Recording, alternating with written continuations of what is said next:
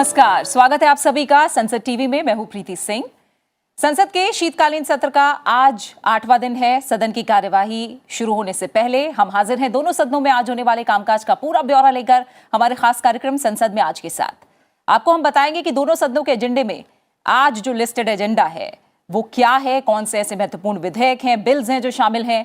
साथ ही ये भी दिखाएंगे कि किन संसदीय समितियों की रिपोर्ट आज सदन के पटल पर रखी जानी है। प्रश्नकाल के दौरान सांसद कौन कौन से सवाल पूछने वाले हैं। इसके अलावा दोनों सदनों में आज सत्ता पक्ष और विपक्ष की क्या रणनीति रहने वाली है। संसद के एजेंडे से जुड़ा हर अपडेट देने के लिए संसद भवन परिसर में मौजूद हैं हमारे संवाददाता सूरज मोहन झा और अखिलेश सुमन। सूरज मोहन झा हम तक लोकसभा से जुड़ा तमाम अपडेट पहुंचाएंगे, जबकि अखिलेश सुमन राज्यसभा उच्च सदन से जुड़ी तमाम जानकारी हम तक पहुंचाएंगे।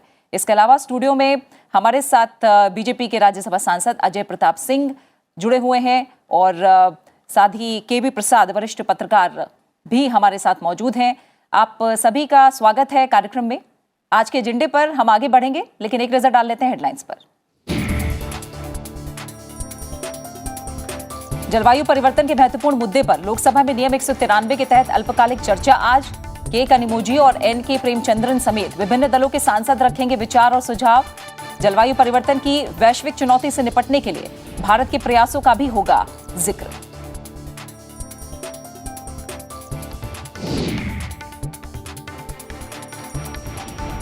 महिलाओं के प्रजनन अधिकारों के संरक्षण से संबंधित 2 विधेयकों पर राज्यसभा में होगी आगे की चर्चा।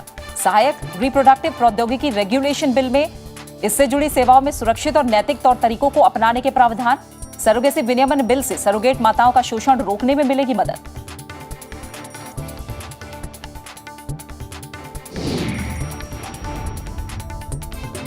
और अध्यादेश की जगह लेने वाले 2 विधेयक लोकसभा की कार्यसूची में शामिल। केंद्रीय सतर्कता आयोग संशोधन विधेयक 2021 और दिल्ली विशेष पुलिस स्थापना संशोधन विधेयक 2021 पर होगा विचार। ईडी और सीबीआई के निदेशकों के कार्यकाल विस्तार से संबंधित प्रावधान।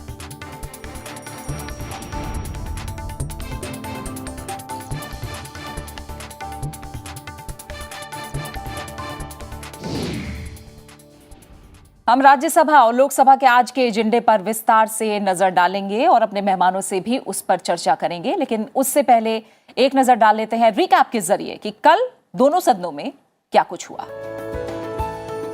हाईकोर्ट और सुप्रीम कोर्ट जज वेतन और सेवा शर्त संशोधन बिल 2021 पर कल लोकसभा में 4 घंटे 38 मिनट की चर्चा हुई। इसमें 27 सांसदों ने हिस्सा लिया। 6 दिसंबर को लोकसभा में पेश कार्य मंत्रणा समिति के 26वें प्रतिवेदन से सदन की सहमति का प्रस्ताव कल मंजूर हुआ। दोनों सदनों में खाद्य उपभोक्ता मामले और सार्वजनिक वितरण संबंधी स्थायी समिति के प्रतिवेदन समेत अहम संसदीय समितियों की रिपोर्ट भी पेश की गई। वहीं राज्यसभा में 12 निलंबित सांसदों के मुद्दे पर सरकार और विपक्ष के बीच गतिरोध बरकरार रहा, जिसके चलते महिलाओं के प्रजनन अधिकारों के संरक्षण से संबंधित 2 विधेयकों पर चर्चा शुरू तो हुई, लेकिन आगे नहीं बढ़ पाई।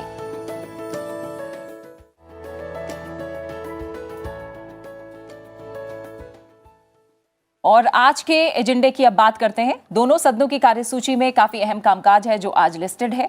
सबसे पहले एक नजर डालते हैं कि लोकसभा में आज क्या है खास। हाईकोर्ट और सुप्रीम कोर्ट जज वेतन और सेवा शर्त संशोधन बिल 2021 पर लोकसभा में चर्चा आज दूसरे दिन भी जारी रहेगी।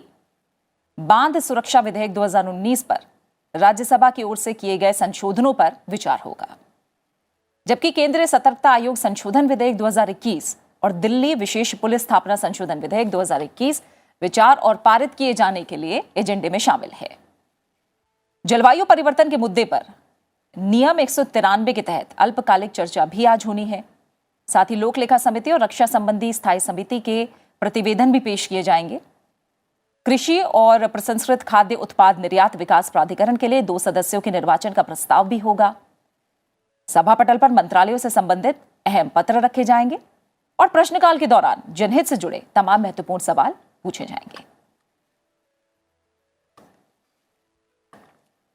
और आइए सीधा हम संसद भवन परिसर का रुख कर लेते हैं। सूरज मोहन झा हमारे सहयोगी इस समय हमारे साथ जुड़े हुए हैं। सूरज, लोकसभा में हम पिछले कुछ दिनों से काफी अच्छा कामकाज देख रहे हैं। आज तमाम जो विधेयक हैं वो तो अहम हैं ही, इसके अलावा जो अल्पकालिक चर्चा होनी है जलवायु परिवर्तन के मुद्दे पर, उस पर भी नजरें रहेंगी। क्या संभावना है आज? प्रीति, अगर हम लोकसभा की बात करें तो आज 8वां दिन है शीतकालीन सत्र का, और हमने देखा था शुरुआती 2 दिन के गतिरोध के बाद लोकसभा में कामकाज सुचारू रूप से चल रहा है। अगर हम कल की बात करें तो कल हमने देखा था प्रश्नकाल सुचारू रूप से चला। उसके बाद शून्यकाल में हमने देखा था शुरुआत में चूंकि कांग्रेस के सांसद राहुल गांधी ने एक कार्य स्थगन प्रस्ताव दिया था किसान आंदोलन के समय किसानों की हुई मौत पर, तो लोकसभा अध्यक्ष ने उन्हें शून्यकाल में बोलने का मौका दिया। और उसके बाद हमने देखा शून्यकाल में 60 से ज़्यादा सांसदों ने कल भाग लिया और लोकहित जनहित के मुद्दों को सदन के अंदर उठाया उन्होंने। उसके बाद हमने कल हाई कोर्ट सुप्रीम कोर्ट जज की जो सैलरी को लेकर जो अहम विधेयक था वो सदन में विचार तथा पारित करने के लिए लाया गया, और उस पर जैसा कि आपने बताया 4.5 घंटे से ज़्यादा चर्चा हुई। लगभग सभी राजनीतिक दलों के सांसदों ने उसमें हिस्सा लिया। विधेयक पे जो प्रावधान है उस पर तो सांसदों ने बात की, साथ में सांसदों ने न्यायपालिका और न्यायालय के समक्ष जो लंबित मामले हैं उसका मुद्दा भी पुरजोर तरीके से उठाया। कई सांसदों ने कॉलेजियम सिस्टम और न्यायाधीशों की नियुक्ति को लेकर मुद्दा भी वहां पे प्रचुर मात्रा में उठाया, और कई सांसदों ने जो भ्रष्टाचार न्यायपालिका में कुछ मामले देखने को मिल रहे हैं उसका मुद्दा भी उठाया। तो एक विस्तृत अच्छी चर्चा हुई। आज उम्मीद की जा रही है कि दोपहर में प्रश्नकाल के बाद शायद कानून मंत्री किरेन रिजिजू इस चर्चा का जवाब देंगे और उस विधेयक को पारित करा लिया जाएगा। अगर हम आज की बात करें प्रीति तो प्रश्नकाल में काफी महत्वपूर्ण प्रश्न है। उसके बाद आज विधायी कामकाज के लिहाज से काफी महत्वपूर्ण दिन है, जहां पर बांध सुरक्षा जो विधेयक है उसे आज लोकसभा में लाया गया है। 2019 में यह विधेयक लोकसभा से पारित हुआ था, उसके बाद यह राज्यसभा में गया था जहां पर इसे समिति के पास भेजा गया और अब राज्यसभा से पारित हुआ है। लेकिन कुछ संशोधनों के साथ जो लोकसभा में से पारित होकर गया था उसके बाद यह राज्यसभा में कुछ संशोधनों के साथ पारित हुआ है। तो आज उन संशोधनों पर लोकसभा में विचार किया जाएगा और ऐसी संभावना है कि उसके विचार करने के बाद उसे पारित कर दिया जाएगा। आज 2 बहुत अहम विधेयक लिस्टेड हैं, जैसे कि आपने बताया केंद्रीय सतर्कता आयोग और दिल्ली पुलिस स्पेशल जो स्थापना है विधेयक है उस पर आज विचार तथा पारित करने के लिए उसे लाया जाएगा। साथ में नियम 193 के तहत एक अल्पकालिक चर्चा जो कि डीएम के सांसद कनिमोई मोई और एनके प्रेमचंद्रन जो आरएसपी के केरल से सांसद उनके द्वारा लाया जा रहा है। जलवायु परिवर्तन आज के समय पे एक ज्वलंत मुद्दा है, हम देख रहे हैं। कल भी केरल के कुछ सांसदों ने वहां पे मुलियापेरियार बांध का मुद्दा उठाया था और हम देख रहे हैं जलवायु परिवर्तन का पूरे विश्व स्तर पर असर देखने को मिल रहा है। तो एक बेहद ही अच्छी सार्थक चर्चा आज हमें देखने को मिल सकती है। प्रीति, बिल्कुल सूरज, आप हमारे साथ बने रहिए। एजेंडे पर विस्तार से आगे भी हम आपसे अपडेट लेंगे। अब हम अपने दर्शकों को बताते हैं आज उच्च सदन यानी राज्यसभा के एजेंडे में क्या खास रहने वाला है। The assisted reproductive technology regulation bill 2021 और सरोगेसी विनियमन विधेयक 2020 पर उच्च सदन में आज आगे की चर्चा होनी है।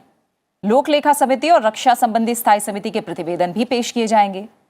साध्वी निरंजन ज्योति ग्रामीण विकास मंत्रालय से संबंधित बीपीएल सर्वेक्षण के बारे में ग्रामीण विकास संबंधी स्थायी समिति के 16वें प्रतिवेदन में शामिल सिफारिशों के कार्यान्वयन की स्थिति के बारे में बयान देंगी।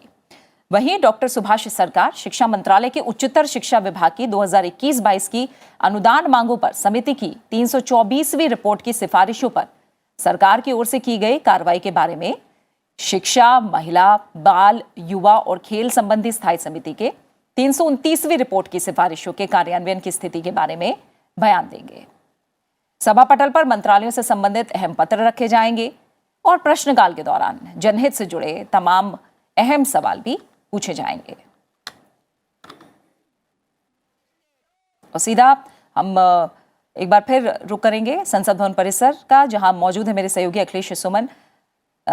अखिलेश सुमन, अगर राज्यसभा के आज के एजेंडे को हम देख रहे हैं तो जाहिर तौर पर जो एजेंडा है वो अपने आप में खास है, लेकिन संभावनाएं क्या लग रही हैं कामकाज को लेकर उच्च सदन में आज? देखिए प्रीति, जो राज्यसभा में पिछले दिनों से जो स्थिति बन रही है लगातार, और आज भी वो स्थिति बहुत बदलने की संभावना नहीं है।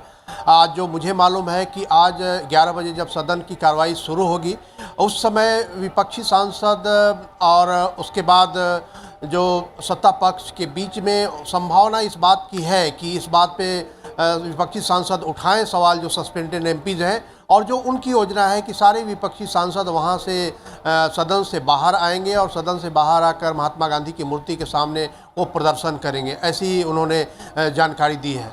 उसके अलावा आज जो कांग्रेस की अंतरिम अध्यक्ष हैं सोनिया गांधी, उन्होंने आज कांग्रेस सांसदों की दोनों सदनों के सांसदों की बैठक की है और उन्होंने भी इस मसले को उठाया है, सांसदों को कहा है कि इस मसले को हम उठाते रहेंगे। तो राज्यसभा में जैसा कि आप देख रहे हैं लगातार गतिरोध बना हुआ है, वो गतिरोध आज भी जारी रहने की संभावना है। हालांकि सदन में कुछ भी हो सकता है, सदन सार्वभौम संस्था होती है और उस समय जो आपसी बातचीत के द्वारा जो भी तय है, पिछले दिनों के जो औपचारिक और अनौपचारिक कार्यक्रमों में बदलाव होता है, तो ऐसी भी संभावना को हम नकार नहीं सकते। लेकिन जो अभी हमें जानकारी मिली है कि सदन में जब 0 आवर शुरू होगा राज्यसभा में, तो 28 0 आवर के नोटिस दिए गए हैं सांसदों द्वारा, जिसमें कि पक्ष के साथ सत्ता पक्ष के सांसद भी शामिल हैं और विपक्ष के सांसद भी शामिल हैं। तो 28 0 आवर नोटिस एक रिस्पेक्टेबल नंबर होता है, जिसमें कि सांसद जो है दोनों पक्षों के सवाल उठाते हैं अपने अपने क्षेत्र से संबंधित या प्रदेश या देश से संबंधित। तो काफ़ी महत्वपूर्ण ये समय होगा, देखना होगा कि कितने 0 आवर के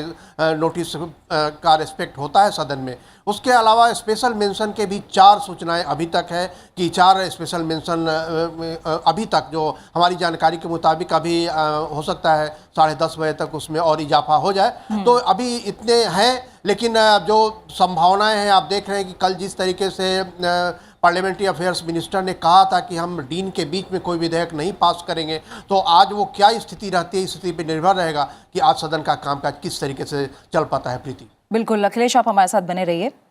बीजेपी के राज्यसभा सांसद अजय प्रताप सिंह इस समय हमारे साथ स्टूडियो में मौजूद हैं। अजय जी, हम राज्यसभा का आज का एजेंडा अभी देखें तो जाहिर तौर पर महत्वपूर्ण लग रहा है, लेकिन पिछले 2 दिन से जो स्थिति बनी हुई है वो राज्यसभा में ठीक नहीं है। तो क्या संभावनाएं आपको लग रही हैं राज्यसभा में? जैसे अखिलेश जी ने बताया है, संभावना ठीक उसी प्रकार से है। विपक्ष हमें सहयोग नहीं कर रहा है सदन चलाने में, और न केवल असहयोग कर रहा है बल्कि सदन को बाधित भी कर रहा है। तो इसके कारण कुछ विशेष कामकाज राज्यसभा में हो पाएगा, इस पर मुझे शंका है।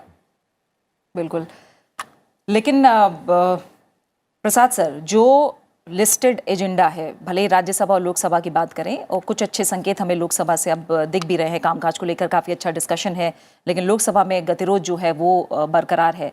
इस सत्र में हम देख रहे हैं एजेंडा काफ़ी लंबा चौड़ा है और कामकाज हर दिन हो ये बहुत ज़्यादा ज़रूरी है। तो किस तरह के आसार आपके नज़र में? अभी तक जो विपक्ष का रवैया रहा है, और कल जैसे विपक्ष के नेताओं ने स्पष्ट तौर से ये बयान दिया था और ये कहा था कि हम तब तक सदन में ये अपनी बात उठाते रहेंगे जब तक वो 12 सांसद जिनको निलंबित किया गया उनको आदेश वापस ना लिया जाए। और आज उन्होंने अपना कार्यक्रम तय किया है कि वे सदन से वॉकआउट करके जाके महात्मा गांधी स्टैचू के पास बैठेंगे, जैसे अखिलेश जी ने भी बताया। तो सवाल तो ये है कि इस पर अभी कोई मतभेद है और कोई संभावना नहीं लग रही कि रहा सवाल जो कई सारे मुद्दे हैं, कई सारे, अगर सदन में विपक्ष और सरकार के बीच में सहमति होती है तो कार्य हो जाते हैं कई सारे। और कई, ये आज की बात नहीं, कई सालों से ये देखते आए कि गतिरोध रहता है, फिर आपसी बातचीत में कोई ना कोई रास्ता निकाल के रहते हैं। लेकिन इस वक्त ये 12 सांसद के निलंबित की बात हुई है, इस पर सरकार का स्पष्ट है कि भाई ये माफ़ी मांगे या खेद प्रकट करें और उनकी बहाली की बात हो सकती है। और विपक्ष ने अपनी बात रखे, जो हमेशा ये कह रहे हैं कि हमने किसानों के हित की बात उठाई है तो हम इसमें खेद नहीं प्रकट करेंगे। तो एक तरह से गतिरोध बना हुआ है, तो इसमें कोई अभी रास्ता दिख नहीं रहा है। तो बाकी कार्यक्रम और सदन ऐसा है, पहले भी देखा गया है कि जब सहमति बनती है तो देर रात बैठ के सदन अपनी चर्चाएं पूरी करती है और तमाम सारे जो बिल हैं उनको पारित कराने में साथ चलते हैं दोनों मिलके। बिल्कुल, और एजेंडे पर आगे हम बढ़ते हैं फिलहाल और देखते हैं जो लिस्टेड एजेंडा है उसमें क्या कुछ अहम कामकाज आज शामिल है। सबसे पहले बात लोकसभा की करते हैं। उच्च न्यायालय और उच्चतम न्यायालय न्यायाधीश वेतन और सेवा शर्त संशोधन विधेयक 2021 पर लोकसभा में दूसरे दिन भी आज चर्चा जारी रहेगी। कल 4 घंटे 38 मिनट चली चर्चा में 27 सांसदों ने हिस्सा लिया, लेकिन चर्चा पूरी नहीं हो पाई और ये आज भी जारी रहेगी। कानून और न्याय मंत्री किरेन रिजिजू आज चर्चा का जवाब दे सकते हैं। इस विधेयक का उद्देश्य उच्च न्यायालय के न्यायाधीशों वेतन और सेवा की शर्तों अधिनियम 1954 और सर्वोच्च न्यायालय के न्यायाधीशों वेतन और सेवा की शर्तों अधिनियम 1958 में संशोधन करना है। कानून के तहत सुप्रीम कोर्ट और हाई कोर्ट के सभी रिटायर्ड जज और उनके परिवार के सदस्य पेंशन या फैमिली पेंशन के हकदार होते हैं। उन्हें तय पैमाने के मुताबिक एक निश्चित आयु प्राप्त करने पर पेंशन या फैमिली पेंशन के अतिरिक्त राशि भी मिलती है। बिल स्पष्ट करता है कि व्यक्ति अतिरिक्त पेंशन या फैमिली पेंशन का उस महीने की पहली तारीख से ही हकदार हो जाएगा जिस महीने में वो संबंधित आयु वर्ग के अंतर्गत न्यूनतम आयु का हो रहा होगा।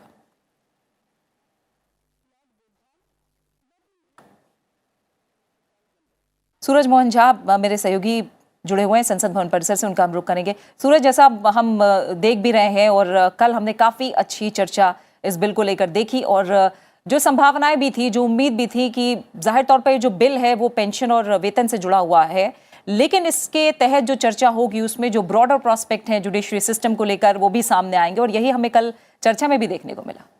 बिल्कुल प्रीति, कल जब हम कार्यक्रम में चर्चा कर रहे थे तो इसकी पूरी संभावना थी, क्योंकि जो सैलरी से जुड़ा हुआ मामला था वो काफ़ी एक छोटा मामला था, लेकिन चूंकि सांसद न्यायपालिका से जुड़े हुए अहम मुद्दों को उठाना चाह रहे थे तो वो एक अच्छा मौका था उनके पास। और हमने कल देखा जो 4.5 घंटे से ज़्यादा की चर्चा हुई है उसमें तमाम दलों के सांसद, चाहे सत्ता पक्ष को हों चाहे विपक्ष के हों, उन्होंने जो भी बात न्यायपालिका या उससे संबंधित थी उसको उन्होंने उस बिल के माध्यम से चर्चा में रखा और आज उसका जवाब जो है कानून मंत्री देंगे और यह पारित होने की पूरी संभावना है। प्रीति, मैं यहां बताना चाहता हूं, आज जो कांग्रेस संसदीय दल की बैठक संसद के केंद्रीय कक्ष में कांग्रेस के अंतरिम अध्यक्ष सोनिया गांधी की अध्यक्षता में हो रही थी, उसमें उन्होंने संसदीय दल को संबोधित करते हुए किसानों का मामला जो हमने कल देखा था, कांग्रेस के सांसद राहुल गांधी ने लोकसभा में शून्यकाल में उठाया था, उसको सोनिया गांधी ने भी इस बैठक में उठाया। उन्होंने कहा है कि इस बात को सदन के अंदर और सदन के बाहर भी पुरजोर तरीके से कांग्रेस को उठाते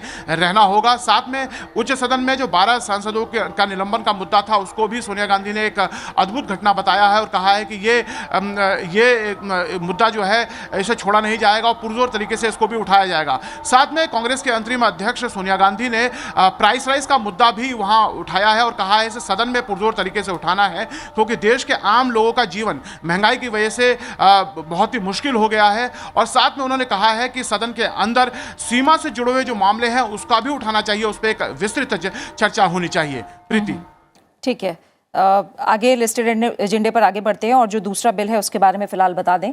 आज अध्यादेश की जगह लेने वाले 2 विधेयक भी लोकसभा की कार्यसूची में शामिल हैं। केंद्रीय मंत्री डॉक्टर जितेंद्र सिंह केंद्रीय सतर्कता आयोग संशोधन विधेयक 2021 और दिल्ली विशेष पुलिस स्थापना संशोधन विधेयक 2021 पर विचार और पारित करने का प्रस्ताव करेंगे।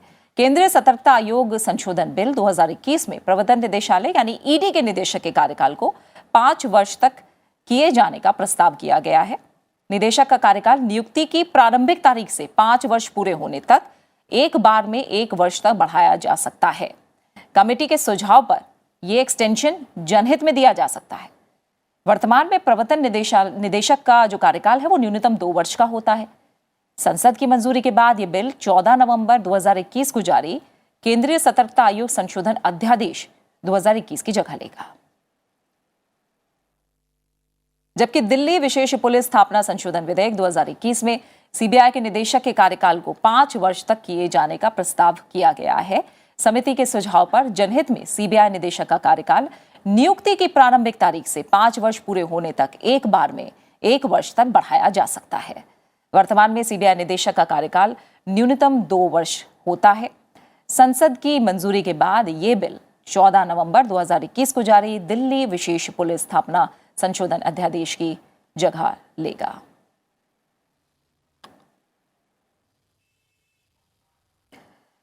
अजय प्रताप सिंह हमारे साथ जुड़े हुए हैं। अजय जी, लोकसभा के एजेंडे पर आपसे थोड़ी सी राय लूंगी। हम जिस तरह से देख रहे हैं अच्छा डिस्कशन वहाँ देखने को मिल रहा है और जजों से जुड़ा जो बिल था उसमें काफ़ी अच्छी चर्चा 4.5 घंटे से ज़्यादा की चर्चा हमें देखने को मिली। ये जो चर्चा हुई है इसको आप कितना अहम मानते हैं, जो बातें इसमें और जो सुझाव निकल कर आए? भारतीय लोकतंत्र में जिस चौखंबा राज्य की कल्पना की गई है उसमें विधायिका का स्थान महत्वपूर्ण है और इसीलिए विधायिका से अपेक्षा की गई है कि वो स्वतंत्र रहे, निष्पक्ष रहे और उनकी सुख सुविधाओं का भी पूरा ख्याल रखा गया है। प्रश्न उनके वेतन भत्ते का नहीं है। वेतन भत्ते पहले भी समय के अनुसार जो आवश्यकताएं थी उसकी पूर्ति होती रही, आगे भी होती रहेगी। लेकिन महत्वपूर्ण जो बिंदु इस चर्चा में निकला है वो विधायिका के कार्य निष्पादन का है कि विधायिका को सुख सुविधाएं और जो भी अपेक्षाएं हैं उसकी प्रतिपूर्ति तो होती है, लेकिन उसके विरुद्ध उनके द्वारा जो कार्य निष्पादन होना चाहिए, जो न्याय के क्षेत्र में काम होना चाहिए, वो कितना हो रहा है। क्योंकि दिनों दिन तमाम तरह के मुकदमों का अंबार लगता जा रहा है, चाहे वो निचली अदालतें हों, चाहे सुप्रीम कोर्ट हो, चाहे हाई कोर्ट हो, सब जगह मुकदमों की एक बड़ी फहरिस्त है। इसके कारण कई बार लोगों का जो मन है वो विश्वास न्यायपालिका से उठता हुआ दिखाई देता है। अंग्रेजी में कहावत भी है कि जस्टिस डिलेड जस्टिस डिनाइड, तो कई बार ऐसी परिस्थिति दिखाई देती है। तो इस पक्ष में तो हैं सभी लोग कि उनको आवश्यक सुविधाएं मिलनी चाहिए, लेकिन उनकी कार्य की गति में भी प्रगति हो, इस पर भी सांसदों का जोर रहा है। बिल्कुल बिल्कुल। प्रसाद सर, इस बिल को लेकर आपकी टिप्पणी, क्योंकि जिस तरह की चैलेंजेस हम आज भी देख रहे हैं जुडिशरी सिस्टम को लेकर हैं, और जो भी चीज़ें सामने आई इस बिल पर चर्चा के दौरान, चाहे वो पेंडिंग केसेस हैं कोर्ट में उसको लेकर रहा हो, यहाँ तक कि जो अपॉइंटमेंट प्रोसेस है उसको लेकर भी रिविजिट करने की रिक्वेस्ट थी, रिटायरमेंट एज को लेकर जो जजेस किए उसको लेकर भी कई सुझाव आए हैं। तो ये चर्चा कैसी रही, आज हम देखेंगे मंत्री का जवाब भी इस बिल पर होना है, तो कितना सकारात्मक ये है कि चर्चा के बाद इस तरह से बिल का पारित होना? देखिए, बिल की अगर हम मूलतः जाएँ, जैसे कि आपने भी जिक्र किया, वो सिर्फ एक तकनीकी कारण की वजह से ये बिल लाया गया था, क्योंकि शायद किसी कोर्ट का फैसला आया था इसमें कि क्योंकि ये पेंशन तो पहले भी मिलता रहा है, सिर्फ 80, 85, 90 साल के बाद जो एडिशनल क्वांटम जिसे कहते हैं वो बढ़ाया जाए, सिर्फ डेट ऑफ बर्थ को लेकर हुआ, तो ये स्पष्टीकरण हो जाएगा कि 1 तारीख से वो लागू होगा जिस साल जिस महीने से। तो ये एक टेक्निकल है, ये बहुत छोटी सी उस समय, लेकिन ये एक मौका है सांसदों को अपनी बात रखने का, न्यायपालिका पूरी व्यवस्था को लेकर, जो जैसे सांसद महोदय ने भी अभी हमसे बात की, कई सारे विचार, कल भी कई लोगों ने कहा कि शायद किसी वक्ता ने ये बात कही, किसी एक हमारे सांसद ने, कि 4.40 करोड़ केस इस देश में लंबित हैं, जो कहीं ना कहीं अभी विचाराधीन है, जिसमें 3.7 करोड़ तो शायद निचली अदालतों में, जहाँ की रोज़मर्रा में लोग परेशान होते हैं कोर्ट कचहरी के चक्कर। पुरानी कहावत है, भगवान किसी के घर में कचहरी और बीमारी ना लगाए। वो इसी वजह से कहा जाता था कि भाई कचहरी में वक्त लगता है, जाते हैं, चक्कर लगते हैं, और जिस तरह बीमारी का भी वही होता है कि आप डॉक्टरों के चक्कर लगाते, तो पुरानी कहावत है ये। तो वही है कि उस व्यवस्था में कैसे तेज़ी लाएँ, गति लाएँ, साथ ही साथ पूरे जो प्रकरण हैं, चाहे वो न्यायपालिका के अपॉइंटमेंट्स की बात है, और ये कई सालों से चलता रहा है, हमारे यहाँ जुडिशल कमीशंस के रिफॉर्म्स के ऊपर कई सालों से बहस होती आई है। तो एक अच्छा मौका है सांसदों के सामने अपनी बात रखने का, और सरकार चूँकि सुनती है और सरकार अपनी तरफ से अपनी राय रख सकती है कि इसमें क्या हो सकता है। हालांकि इस बिल से सीधा सीधा ना जुड़ा हो, लेकिन एक व्यापक चर्चा होना बहुत ज़रूरी है, क्योंकि जैसे 3 स्तंभ हैं, तो उसमें न्यायपालिका अपने वे इंडिपेंडेंट रहे और अपना काम भी करे, और साथ ही साथ जनता के पास एक यही है आखिरी गुहार लगाने के लिए कि वो न्यायपालिका के सामने दरवाज़ा तब खटखटाती है जब उनको लगता है हमें न्याय मिले। तो न्याय मिले, जल्दी से भी मिले, और जिसे कहा है कि जस्टिस डिनेड इज जस्टिस डिनाइड, उसका दूसरा है justice hurried is justice buried. तो दोनों के बीच में संतुलन बिठाना ये न्यायपालिका की व्यवस्था में मेरे ख्याल से ये बहुत ज़रूरी है। बिल्कुल। अब आगे जो 2 बिल लिस्टेड हैं उनको लेकर पहले हम अपडेट अपने संवाददाता सूरज मोहन झा से ले लेते हैं। सूरज, आज जो 2 और बिल हैं लोकसभा में, वो the central vigilance commission amendment bill और Delhi special police establishment amendment bill, इन 2 बिल को लेकर हम जानते हैं क्योंकि इन्हें अध्यादेश की जगह लेनी है, इसलिए समय पर इनका पारित होना बहुत ज़रूरी है। इसे लेकर किस तरह की संभावनाएं लोकसभा में? प्रीति, अगर आज की कार्यसूची की हम बात करें तो जब इससे हाई कोर्ट, सुप्रीम कोर्ट जज की सैलरी से जुड़े हुए विधेयक के पारित हो जाने के बाद 2 बजे आज रूल 193 के तहत जो जलवायु परिवर्तन पर चर्चा है उसे लिया जाएगा, और उस पर चर्चा के बाद ही शायद इन दोनों विधेयकों को जो आज की कार्यसूची में शामिल हैं उनको विचार तथा पारित करने के लिए लिया जाएगा। वैसे तो ये दोनों बिल अलग अलग लिस्टेड है, लेकिन ऐसी संभावना जताई जा रही है कि शायद इन दोनों बिलों को एक साथ लेकर इन पर चर्चा कराई जाएगी। और हम देख रहे थे जब यह अध्यादेश आया था तब भी विपक्ष की तरफ से इसका विरोध किया गया था, और जब यह विधेयक के तौर पर पुनः स्थापित जब इन्हें सदन में किया गया तब भी हमने विपक्षी दलों को इसकी के इंट्रोडक्शन का विरोध करते हुए देखा था। तो आज जैसा कि आपने खुद बताया कि सीवीसी और जो सीबीआई के डायरेक्टर हैं उनके कार्य उसको बढ़ाने को लेकर, एक्सटेंशन को लेकर यह विधेयक है। तो आज हम एक अच्छी चर्चा देख सकते हैं। जो विरोध विपक्ष जता रहा था इस विधेयक को लेकर, वो जब चर्चा में लिया जाएगा इन विधेयकों को तो शायद वो अपने बिंदुओं को इस पर रखेंगे और मंत्री जब जवाब देंगे इसका तो उन सभी बिंदुओं का वो उत्तर देंगे। प्रीति। बिल्कुल अजय जी, जैसा अभी संवाददाता भी बता रहे हैं और हमने देखा था जब पेश किया जा रहा था तब विपक्ष का विरोध है, उनकी अपनी कुछ शंकाएं हैं जो प्रावधान है उसके तहत। आपको क्या लग रहा है कि चर्चा में ये बातें आएंगी और सरकार की तरफ से उनका जवाब दिया जाएगा? सदन में चर्चा ही इसी बात के लिए हो रही है कि विधेयक से जुड़े हुए सारे पहलू सामने आए, विपक्ष का जो मंतव्य है, विपक्ष के जो तर्क हैं वो प्रस्तुत करें और उसका यथाउचित जवाब सत्ता पक्ष की ओर से माननीय मंत्री जी दें। इसीलिए चर्चा आयोजित की जाती है। जो शंकाएं विपक्ष व्यक्त कर रहा है सदन के फ्लोर पर भी करेगा, इसकी पूरी संभावना है। अब मुझे विश्वास है कि सरकार इस मामले में पूरी तरीके से तैयार है, सारी परिस्थितियों का अध्ययन करके उसका यथोचित जवाब देगी। बिल्कुल। केपी प्रसाद सर, जब जितेंद्र सिंह ने जब बिल पेश किया तो कहा गया कि जो फंक्शनल हायरार्की है एजेंसीज की उसको कहीं ना कहीं स्ट्रीमलाइन करने के लिए बिल लाना ज़रूरी था। हालांकि विपक्ष जो अपने सुझाव हैं और अपनी शंकाएं हैं वो जता रहा है। ये बिल किस तरह से अहम है आपकी नज़र? देखिए, एक तो ये कि ऑर्डिनेंस को रिप्लेस करेगा और जैसे 14 तारीख को आपके साथी ने भी बताया, सवाल इसमें यह है कि जो सरकार की तरफ से जब आपने कहा इंट्रोडक्शन के वक्त जितेंद्र सिंह जी ने ये बात रखी सदन में कि हम इसको रेगुलराइज कर रहे हैं, क्योंकि आज तक जो पिछले कुछ सालों से था कि ये 2 साल की नियुक्ति होती थी, तो वो प्रावधान को हम एक तरह से रेगुलराइज कर रहे हैं, क्योंकि शायद वो एग्जीक्यूटिव ऑर्डर था। उस एग्जीक्यूटिव ऑर्डर को रेगुलराइज करके उसको एक लीगल फ्रेमवर्क में लेके आ रहे हैं और कैसे एक साल में एक्सटेंशन दिया जाए।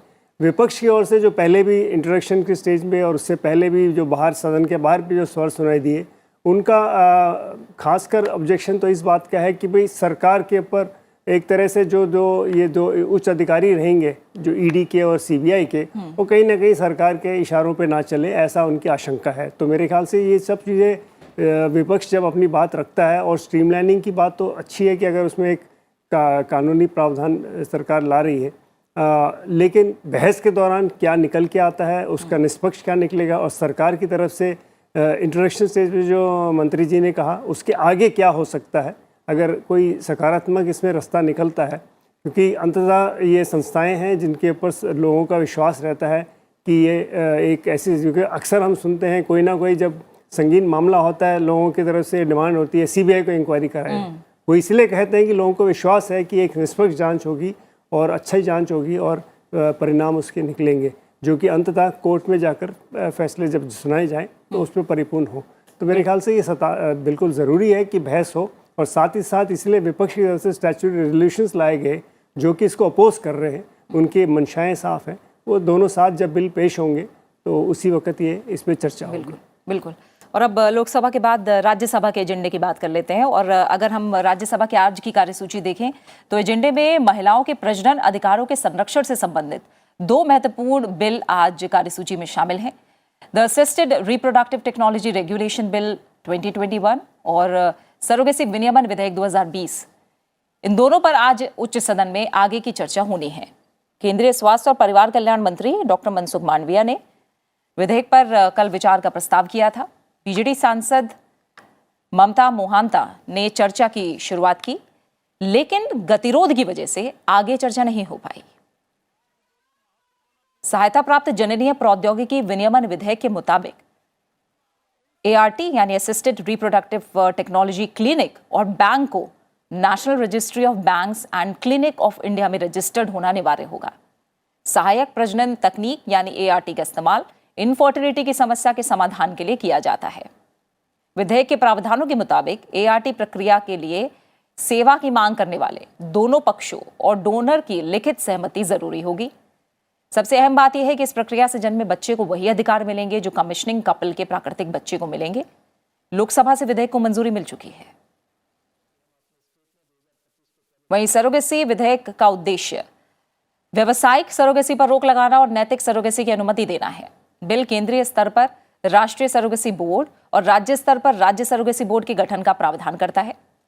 यह बिल अनैतिक तौर तरीकों को नियंत्रित करेगा, सरोगेसी के वाणिज्यीकरण की रोकथाम करेगा और सरोगेट माताओं और सरोगेसी के जरिए जन्म लेने वाले बच्चों के संभावित शोषण को रोकेगा। अखिलेश सुमन मेरे सहयोगी जुड़े हुए हैं संसद भवन परिसर से। अखिलेश, जिन दो विधेयकों की हम बात कर रहे हैं, जाहिर तौर पर एक सामाजिक तौर पर भी देखें, नैतिक तौर तरीके जो इसको लेकर हैं उसे लेकर देखें तो अपने आप में ये बिल काफ़ी अहम है।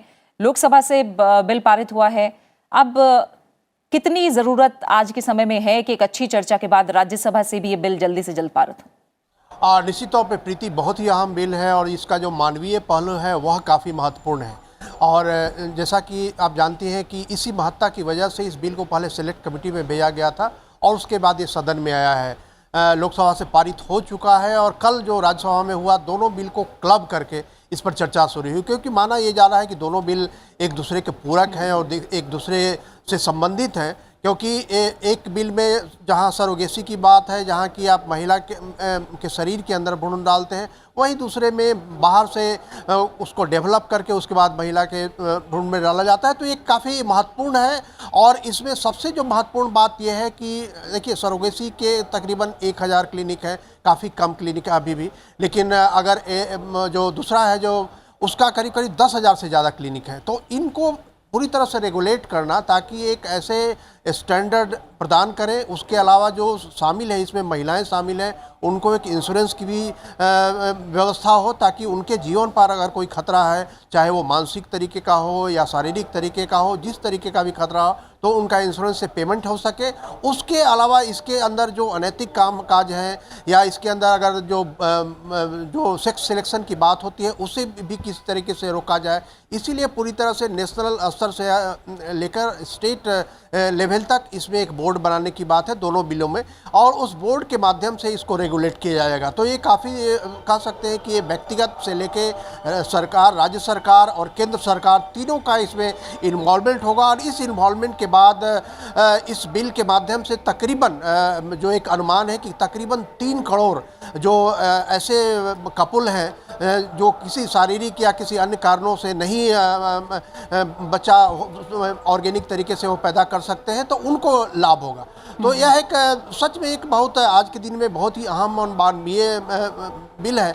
लेकिन जिस तरीके से कल राज्यसभा में एक व्यवधान की स्थिति थी और व्यवधान की स्थिति में केवल एक सांसद बोल पाई और उसके बाद जो पार्लियामेंट्री अफेयर्स मिनिस्टर हैं उन्होंने कहा कि हम शोर शराबे के बीच में इस बिल को पास नहीं करना चाहते। लेकिन जिस तरह का महत्वपूर्ण यह बिल है तो एक दिन की बात हमेशा ऐसी नहीं हो सकती कि अगर लगातार शोर शराबा बना रहे और अगर कोई महत्वपूर्ण बिल है तो उसे पारित न किया जाए तो वह एक मील का पत्थर नहीं बन सकता। तो हो सकता है कि आज ये बिल पारित कराने की प्रक्रिया में और आगे बढ़े। जिस तरह की संभावना है कि विपक्ष गतिरोध पैदा करने की स्थिति पैदा कर सकता है, लेकिन सत्ता पक्ष की भी कोशिश होगी कि जिस तरीके से ये बिल लंबे समय से लंबित चला आ रहा है लेकिन इसका मानवीय पहलू काफ़ी महत्वपूर्ण है, तो इस बिल को पास कराने की कोशिश आज हो सकती है सदन में। अजय जी, जैसे अखिलेश भी कह रहे हैं कि मानवीय पहलू के हिसाब से अगर हम देखें तो ये दोनों ही बिल जो आज लिस्टेड हैं वो अपने आप में काफ़ी महत्वपूर्ण है और इस तरह के बिल में सत्ता पक्ष और विपक्ष के बीच कोई ऐसा मतभेद भी नहीं होता, बल्कि चर्चा के जरिए हो सकता है कुछ सुझाव हो जो सामने आए। सेलेक्ट कमेटी के पास भी गया, लोकसभा से मंजूरी मिली, तो कितना अहम आप मान रहे हैं कि राज्यसभा में भी डिस्कशन हो और ये बिल कितने ज़रूरी?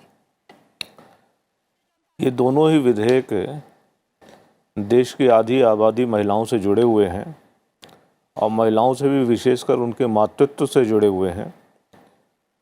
आज देश में लगभग 2.25 करोड़ दंपत्ति ऐसे हैं जो संतान सुख से वंचित हैं। उन सारे दंपत्तियों को इन विधेयकों के माध्यम से लाभ हो सकता है, संतान सुख प्राप्त हो सकता है। और ये विधेयक जो है महिलाओं के स्वास्थ्य, सुरक्षा और जो नैतिक पक्ष है उसको विनियमित करने के लिए लाए गए हैं। और इसलिए मैं समझता हूँ कि बहुत ही महत्वपूर्ण विधेयक है और इसका बड़ा दूरगामी असर होने वाला है, क्योंकि विज्ञान का प्रवेश हुआ, विज्ञान के प्रवेश के साथ इन सारे विषयों का व्यवसायीकरण हो रहा है। मानवीय संवेदना के साथ जब व्यवसायीकरण जुड़ जाता है तो संवेदनाओं का लोप हो जाता है। तो अपने समाज की भी सुरक्षा करने के लिए विशेष रूप से हमारे यहाँ जो परिवार संस्था है, उस परिवार संस्था को बचाने के लिए भी इन विधेयकों के माध्यम से विनियमन बहुत ज़रूरी है। इसलिए मेरी दृष्टि से ये विधेयक अत्यंत महत्वपूर्ण है और इसमें कोई राजनीति नहीं है। इसलिए पक्ष और विपक्ष दोनों को मिल बैठकर रास्ता निकालना चाहिए, चर्चा करनी चाहिए और चर्चा करके जो समाज हित में हो, महिलाओं के हित में हो, मातृत्व के हित में हो, उस तरीके से फैसला करना चाहिए, निर्णय करना चाहिए। मैं समझता हूँ कि जो सरकार का नेतृत्व है वो विपक्ष से इस संदर्भ में बात कर रहा होगा और बात करके निश्चित रूप से किसी न किसी निष्कर्ष पर पहुँचेंगे। और तमाम गतिरोध के बावजूद भी मैं आशावादी हूँ कि विपक्ष भी एक सकारात्मक दृष्टिकोण अपनाएगा और इन विधेयकों के संदर्भ में कम से कम सरकार को सहयोग करेगा। बिल्कुल। प्रसाद सर, जैसे कहा कि इस तरह के बिल में राजनीति उस तरह की देखने को नहीं मिलती और सभी दल चाहते हैं कि ये जो बिल है वो समाज की दृष्टि से काफ़ी ज़रूरी भी है और चर्चा के बाद जल्द से जल्द पास हो। आप कितना अहम मान रहे हैं ये बिल और इसका जल्द पास होना कितना ज़रूरी है, जिस तरह से वाणिज्यीकरण इस क्षेत्र में हम देख रहे हैं बढ़ रहा है? ये कोशिश तो रहेगी सरकार की तरफ से और मेरे ख्याल से जैसे सब मानते हैं इसमें कोई राजनीति नहीं है, ये जनहित की बात है और एक व्यापक दृष्टिकोण अपना के चल रहे हैं। और अगर आप इसमें थोड़ा सा देखें बारीकी से, जब ये सरोगेसी बिल मेरे ख्याल से जब सेलेक्ट कमेटी को रेफ़र हुआ था और उस वक्त शायद भूपेंद्र यादव जी इस कमेटी के अध्यक्ष रहे, तो उन्होंने एक अपने रिकमेंडेशन में एक बात रखी थी कि ART बिल जो आर्टिफिशियल रिप्रोडक्टिव टेक्नोलॉजी बिल है वो इसके साथ साथ डिस्कस हो। क्योंकि उसमें तकनीकी बारीकियां हैं और ये इसके साथ जुड़ा हुआ है, दोनों एक ही मामला है। तो मेरे ख्याल से यही वजह है कि सदन में ये दोनों चर्चा इकट्ठे होने की संभावना जो दिख रही है। रहा सवाल गतिरोध, अगर आप देखें ये पूरी प्रक्रिया देखें, आर्टिफिशियल रिप्रोडक्टिव टेक्नोलॉजी या टेस्ट ट्यूब बेबी के नाम से जो जाना गया था, करीब 4 दशक से ज़्यादा ये प्रचलन है और अलग अलग इसमें कई लोगों को मातृत्व का सुख मिला है खासकर। लेकिन इसमें कई सारी मॉल प्रैक्टिसेस आ गई हैं समय के चलते चलते और उसको दूर करने के लिए ही ये सारी समस्याओं को उसका एक समाधान हो और एक उसमें एक कानूनी तरीके से पूरा प्रावधान किया गया है। पास होना चाहिए जितनी जैसे जल्दी हो, क्योंकि पास होने के बाद इसमें जो पूरी प्रक्रिया है, बोर्ड का गठन होना, तमाम सारी चीज़ें ये अपने में और वक्त लेंगी। लेकिन जैसे मैंने कहा कि ये कई 1 दशक से ज़्यादा हमने इसमें बहस की है और अब ये अंतिम छोर पे पहुंच चुका है। वक्त ज़रूर लग रहा है, लेकिन अगर गतिरोध जैसे सुलझ जाता है कि इसमें अगर बातचीत होती है विपक्ष और सत्ता पक्ष के बीच में तो रास्ता निकलेगा। उम्मीद करते हैं कि ये जो आने वाला ये जो सत्र 23 तारीख तक चलेगा उस बीच में इसका रास्ता निकल जाएगा। बिल्कुल। अखिलेश, जैसा आप भी बता रहे हैं कि मंत्री ने जो बयान दिया, मंत्री जो बात कही राज्यसभा में इस बिल को लेकर, उन्होंने कहा कि वो चाहते हैं कि चर्चा के बाद ही ये बिल पारित हो। यानी सरकार का भी यही जोर है कि ये दोनों ही बिल राज्यसभा में एक अच्छी चर्चा के बाद पारित हों। तो क्या लग रहा है कि गतिरोध की वजह से इसमें डिले हो सकता है और क्या रास्ता फिलहाल दिख रहा है आगे? देखिए प्रीति, एक बार और ऐसी स्थिति बनी थी कि सरकार ने एक दिन बोला था कि वे शोर शराबे के बीच में बिल को पारित नहीं करना चाहते और उस दिन निश्चित तौर पे बिल नहीं पारित किया गया और उनकी आशा ये थी कि दूसरे दिन वो शोर शराबा शायद नहीं रहेगा और सरकार और विपक्ष के बीच में कोई स्थिति ऐसी बन जाएगी ताकि बिल पे एक सार्थक चर्चा हो पाए। लेकिन दूसरे दिन ऐसा नहीं हो पाया और उस बिल को पारित करना पड़ा, सरकार को पारित करना पड़ा, क्योंकि कोई भी बिल अगर जस्टिस के मामले में डिले होना बुरी बात है तो ऐसे कानून जो जनहित से जुड़े हुए कानून हैं उनमें भी डिले होना बहुत ही अच्छी बात नहीं है। तो इसे देखकर कई बार सरकारें ऐसा करती हैं। तो पिछले समय भी ऐसा किया गया है और आज भी मुझे इस बात की संभावना नज़र आ रही है कि चूँकि ये काफ़ी महत्वपूर्ण बिल है और एक एक व्यक्ति इससे जुड़ा हुआ है, कई 3 करोड़ से ज़्यादा दंपतियों का भविष्य इससे जुड़ा हुआ है और उनकी आशाएं लगी हुई हैं टकटकी लगी हुई है कि ये बिल कैसे पारित होता है ताकि उनके जीवन के आगे का रास्ता प्रशस्त हो। तो यह संभावना से आप नकार नहीं सकते कि अगर थोड़ा बहुत गतिरोध होता है इस बीच में भी ये बिल पारित किया जाए, क्योंकि सिलेक्ट कमेटी में काफ़ी चर्चा हो चुकी है और सभी राजनीतिक दलों की सहमति से ही यह सिलेक्ट कमेटी की रिपोर्ट आई है।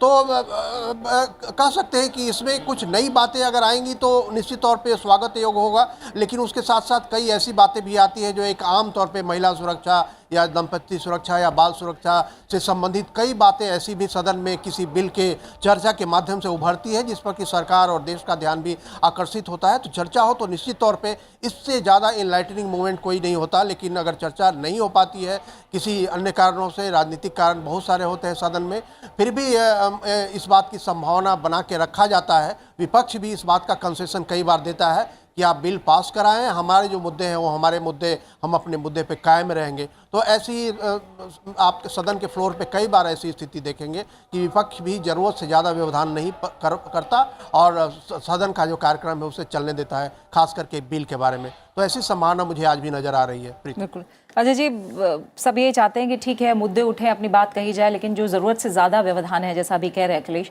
वो संसद में देखने को ना मिले, दोनों ही सदनों में। और राज्यसभा की हम बात करें तो हम काफ़ी अच्छी चर्चा राज्यसभा में लगातार देखते आए हैं, लेकिन अब ये व्यवधान है और कहीं ना कहीं सदन को चलाने की जिम्मेदारी सरकार की भी है, विपक्ष की भी है। तो ऐसे में प्रोडक्टिविटी को लेकर जो बातें हर बार कही जाती हैं कि अगला सेशन हमें अच्छा देखने को मिले, क्या लग क्या रहा है आपको कि रास्ता कैसे निकलेगा, राज्यसभा में कामकाज कैसे देखेंगे? सरकार अपनी भूमिका के प्रति सजग है। जो आवश्यक हैं जनहित में ऐसे विधेयकों को सरकार समय समय पर पारित करती रही है, आगे भी करती रहेगी। और इस सत्र के लिए जरूर ये जो मुद्दा उठा हुआ है उसमें व्यवधान आ रहा है। मुझे विश्वास है कि आगे पीछे चर्चा के माध्यम से वो व्यवधान भी दूर होगा। लेकिन ये बात सही है कि राज्यसभा उच्च सदन, बुद्धिजीवियों का सदन माना जाता है। देश समाज जीवन के जो तपे तपाए लोग होते हैं वो उस सदन में प्रतिनिधित्व करते हैं और ऐसी अपेक्षा की जाती है कि लोकसभा में चर्चा के दौरान अगर कहीं कोई चूक हो जाए, कोई बिंदु छूट जाए तो समाज जीवन के इन तपे तपाए लोगों की नज़रों से वो बात छूटे ना और चर्चा के माध्यम से वो सारे बिंदु उन विधेयकों में शामिल हो जाएं। पिछले कुछ समय से राज्यसभा में ऐसा माहौल देखने को नहीं मिल रहा है। इसे मैं दुर्भाग्यपूर्ण ही कहूँगा, इससे ज़्यादा टिप्पणी नहीं कर सकता हूँ और आशा करता हूँ कि भविष्य में राज्यसभा अपनी गरिमा समझेगी। और आज आपके माध्यम से पूरा देश सदन के अंदर की प्रतिपल की कार्रवाई देखता है और इसलिए राज्यसभा के बारे में जो धारणा देश में बन रही है उस धारणा को तोड़ने के लिए सारे दलों के सांसद मिलजुल कर एक साथ आएंगे, विचार विमर्श करेंगे और न केवल सदन की गरिमा बहाल करेंगे बल्कि सभी बिंदुओं पर सार्थक चर्चा करके देश में कुछ सकारात्मक योगदान कर सकेंगे। ऐसी मैं आशा ही कर सकता हूं आज इस समय। प्रसाद सर, आपकी टिप्पणी, क्योंकि जैसा मैंने कहा कि सदन की मर्यादा, गरिमा, उत्पादकता को लेकर हर बार एक नई उम्मीद के साथ हम सत्र की तरफ बढ़ते हैं कि कुछ बेहतर मैसेज जाएगा। अगर हम बात करें, तमाम ऐसे मुद्दे हैं, वो कृषि बिल वापसी की बात हो, महंगाई पर चर्चा की बात हो, वो भी हमने देखा। तमाम ऐसी बातें हैं जो सरकार को भी अकोमोडेट करनी पड़ती हैं विपक्ष की, लेकिन विपक्ष की भी अपनी एक जिम्मेदारी है कि जो सदन है वो सुचारू रूप से चले। तो ऐसे में अभी क्या देख रहे हैं आप हाल फिलहाल आगे? देखिए, पुरानी कहावत है पार्लियामेंट्री डेमोक्रेसी में, कहा जाता है कि opposition will have its say, the government will have its way. तो ये एक प्रणाली का पुरानी पद्धति चलती आई है और इसमें सब, जैसे आपने भी कहा, सदन चलाना, पार्लियामेंट चलाना, सत्ता पक्ष और विपक्ष के दोनों की बीच में तालमेल हो तब जाके बात बनती है। मुझे याद आ रहा है कुछ साल पहले एक पार्लियामेंट्री अफेयर्स मिनिस्टर ने एक बात रखी थी कि जब वो मीटिंग में जाते थे तो विपक्ष के नेता सबसे पहले पूछते थे, आप अपनी प्राथमिकता बताइए, कौन से बिलों पे, कौन से बिंदुओं पे आप चाहते हैं कि सदन में चर्चा हो और उसके बाद बिल कौन से आपने पारित कराने। उसका लक्ष्य यही था कि भाई सदन अपना कार्य भी करता रहे, विपक्ष की अपनी बात भी उठती रहे, गतिरोध तब भी था, ऐसा नहीं है तब गतिरोध नहीं था, गतिरोध तब भी दिखा। और उन्हीं दिनों की बात है शायद एक ये विपक्ष के बीच में और सत्ता पक्ष के बीच में एक तरह से बात हुई थी कि सदन में अगर शोरगुल हो या सदन में अगर व्यवधान हो तो ऐसे में बिल नहीं पास किया जाएगा। तो ये काफ़ी सालों से ये खासकर राज्यसभा में ये एक प्रथा रही है, कई दशकों से ये देखने में आया है। अब उसमें अगर कोई व्यवधान लगातार हो रहा है और सरकार की प्राथमिकता अगर बिल पे है कि ये बिल हमें हर वजह से कराना ही है पास, तो सरकार अपना रास्ता खोजेगी, इसमें कोई बहुत वो नहीं है। लेकिन कैसे खोजेगी, क्या विपक्ष को कितना साथ रख के चलेगी, क्योंकि जैसे कहा है कि दोनों के साथ चलने से ही सदन आगे बढ़ेगा, और अन्यथा जो पिछले कई सालों से फिर वही बात आ जाती है, चर्चा हो। और ये बिल पे जैसे कि राजनीति जैसे है नहीं, क्योंकि सब पक्ष और सेलेक्ट कमेटी में काफ़ी व्यापक इस पे बातचीत रही है और उनके सुझाव भी इनकॉर्पोरेट हो चुके होंगे, जैसे उनकी बात हुई है, जैसे ART बिल और दोनों की बात मैंने एक छोटी रखी, तो रास्ता निकल जाएगा। ऐसा है, वक्त ज़रूर लग सकता है, जैसे मैं कहा 23 तक अभी वक्त है हमारे पास। सरकार अपनी प्राथमिकता के आगे बढ़ेगी। बिल्कुल। फिलहाल आप दोनों मेहमानों का मैं बहुत बहुत शुक्रिया यहाँ कहना चाहूँगी। अजय प्रताप सिंह जी आपका भी शुक्रिया, और KV प्रसाद जी आप दोनों मेहमानों का बहुत बहुत शुक्रिया हमारे साथ संसद में आज के इस खास बुलेटिन में जुड़ने के लिए। सूरज मोहन झा जिन्होंने लोकसभा से जुड़ा तमाम अपडेट हम तक पहुँचाया, और साथ ही अखिलेश सुमन राज्यसभा का तमाम अपडेट हम तक पहुँचाने के लिए बहुत बहुत शुक्रिया आप दोनों का भी। फिलहाल एक छोटे से ब्रेक के लिए हम यहाँ पर रुकेंगे, और ब्रेक के बाद बात होगी प्रश्नकाल की।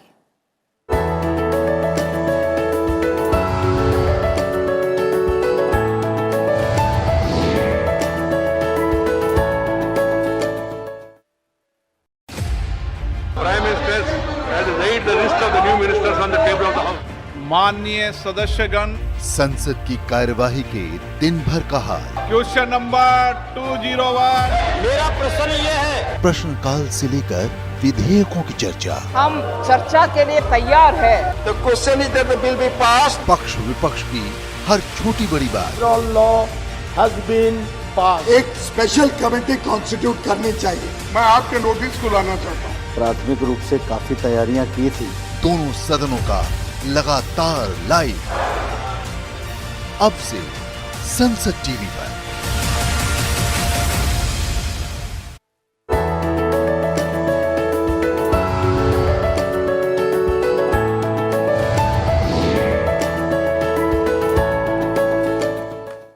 ब्रेक के बाद आपका स्वागत है। आप देख रहे हैं संसद में आज। शीतकालीन सत्र का आज 8वां दिन है, और अब आइए बात कर लेते हैं प्रश्नकाल की। और पहले देखते हैं लोकसभा में किस तरह से खास आज प्रश्नकाल रहेगा। आज लोकसभा में प्रधानमंत्री परमाणु ऊर्जा, कोयला, वाणिज्य और उद्योग, संचार, उपभोक्ता मामले, खाद्य और सार्वजनिक वितरण, इलेक्ट्रॉनिकी और सूचना प्रौद्योगिकी, वस्त्र मंत्रालय सहित अन्य मंत्रालयों से जुड़े प्रश्न किए जाएंगे।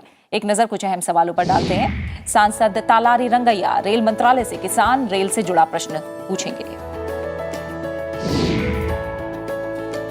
सांसद रमेश बिधूड़ी संचार मंत्रालय से 4G मोबाइल सेवाओं से जुड़ा प्रश्न पूछेंगे। सांसद साजदा अहमद उपभोक्ता मामले, खाद्य और सार्वजनिक वितरण मंत्रालय से खाद्य सुरक्षा योजनाओं से जुड़ा प्रश्न पूछेंगे। सांसद कनकमल कटारा इलेक्ट्रॉनिकी और सूचना प्रौद्योगिकी मंत्रालय से बच्चों के प्रति साइबर अपराधों में वृद्धि से जुड़ा सवाल करेंगे। सांसद मदिला गुरुमूर्ति संचार मंत्रालय से 5G परीक्षण के लिए लाइसेंस के आवंटन से जुड़ा प्रश्न करेंगे। सांसद सुमेधानंद सरस्वती इलेक्ट्रॉनिकी और सूचना प्रौद्योगिकी मंत्रालय से इंटरनेट गेम से जुड़ा सवाल पूछेंगे। सांसद TR पारिवेंदर वस्त्र मंत्रालय से कॉटन यार्न की बढ़ती कीमतों से जुड़ा प्रश्न करेंगे।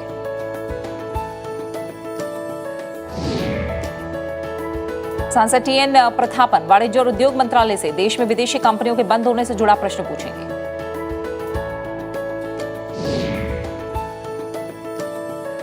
सांसद अजय निषाद रेल मंत्रालय से रेलवे जोन के कार्य निष्पादन को लेकर सवाल पूछेंगे।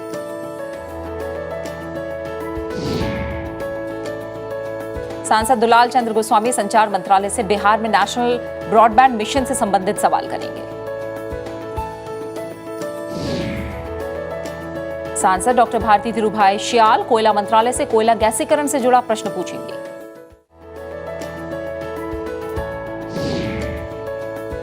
सांसद सत्यदेव पचौरी रेल मंत्रालय से उत्तर प्रदेश में नई रेल लाइनों से संबंधित परियोजनाओं के बारे में सवाल करेंगे।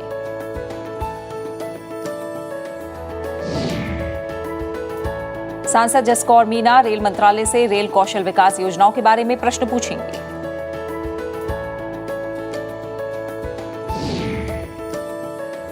सांसद एकेपी चिन्नराज रेल मंत्रालय से तमिलनाडु के करूर में रेल लाइनों के विस्तार में जमीन देने वाले किसानों को मुआवजा देने से जुड़ा सवाल करेंगे।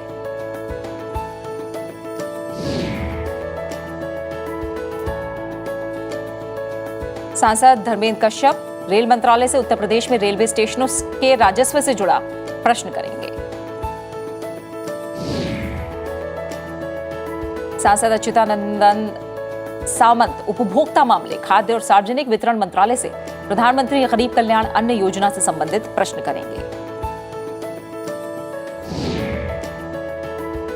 सांसद अशोक कुमार रावत रेल मंत्रालय से मिश्रिक में आरयूबी निर्माण से जुड़ा सवाल पूछेंगे।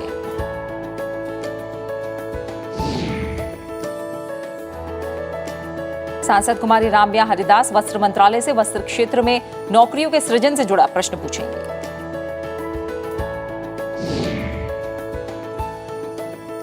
सांसद पीपी चौधरी प्रधानमंत्री कार्यालय से वन नेशन वन पोर्टल संबंधित प्रश्न करेंगे।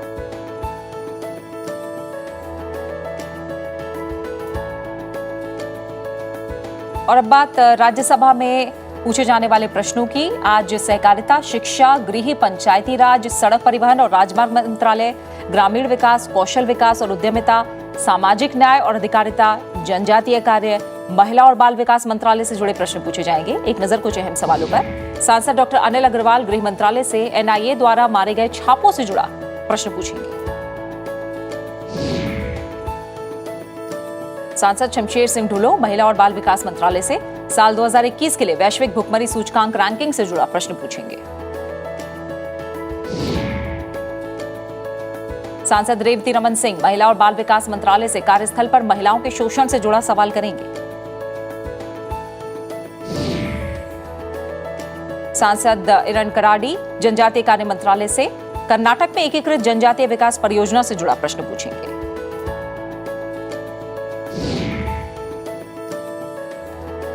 सांसद जॉन ब्रिचास सहकारिता मंत्रालय से बहु राज्यीय सहकारी सोसाइटियों से जुड़ा सवाल करेंगे। सांसद टीजी वेंकटेश शिक्षा मंत्रालय से विद्यालयों में पेयजल और स्वच्छता संबंधी सुविधाओं से जुड़ा प्रश्न पूछेंगे। सांसद डेरेक ओब्रायन महिला और बाल विकास मंत्रालय से प्रधानमंत्री मातृ वंदना योजना से जुड़ा सवाल करेंगे। सांसद रामनाथ ठाकुर ग्रामीण विकास मंत्रालय से पीएमजीएसवाई के विस्तार से जुड़ा प्रश्न पूछेंगे। सांसद डॉक्टर फौजिया खान सड़क परिवहन और राजमार्ग मंत्रालय से केंद्रीय सड़क निधि के उचित उपयोग से जुड़ा प्रश्न पूछेंगे। सांसद सुजीत कुमार शिक्षा मंत्रालय से शिक्षा के क्षेत्र में सरकारी निवेश बढ़ाने से जुड़ा प्रश्न पूछेंगे।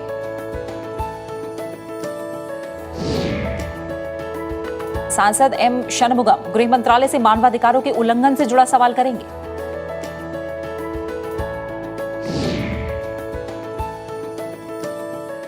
सांसद डॉक्टर शांतनु सेन गृह मंत्रालय से दंगों के मामलों में वृद्धि से जुड़ा प्रश्न पूछेंगे।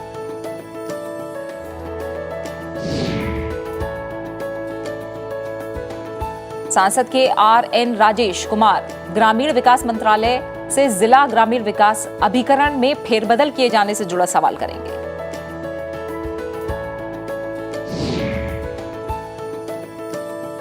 सांसद राम शकल शिक्षा मंत्रालय से स्कूलों के लिए केंद्रीय माध्यमिक शिक्षा बोर्ड का मानक निर्धारण प्राधिकरण के रूप में काम करने से जुड़ा प्रश्न पूछेंगे।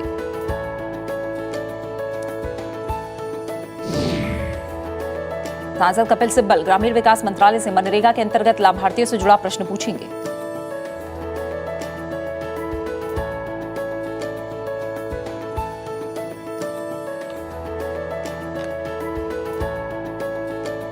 संसद के शीतकालीन सत्र के दौरान लोकसभा और राज्यसभा की कार्रवाई के सुचारू प्रसारण के लिए संसद टीवी ने खास इंतजाम किए हैं। दोनों सदनों का प्रसारण संसद टीवी के 2 अलग अलग चैनलों पर किया जा रहा है। सत्र के दौरान राज्यसभा की कार्रवाई का प्रसारण संसद टीवी राज्यसभा पर किया जा रहा है, जबकि लोकसभा की कार्रवाई का प्रसारण संसद टीवी एसडी लोकसभा पर किया जा रहा है। इसके अलावा संसद के दोनों सदनों का प्रसारण संसद टीवी की वेबसाइट sansadtv.nic.in और संसद टीवी के यूट्यूब चैनल पर भी उपलब्ध है। आप संसद टीवी के इन प्लेटफॉर्म पर संसद की कार्रवाई का सीधा प्रसारण देख सकते हैं। फिलहाल संसद में आज में इतना ही। अब से कुछ देर में दोनों सदनों की कार्रवाई शुरू होने जा रही है। संसद टीवी पर आप देख सकते हैं दोनों सदनों की कार्रवाई का सीधा प्रसारण। बने रहिए हमारे साथ। नमस्कार।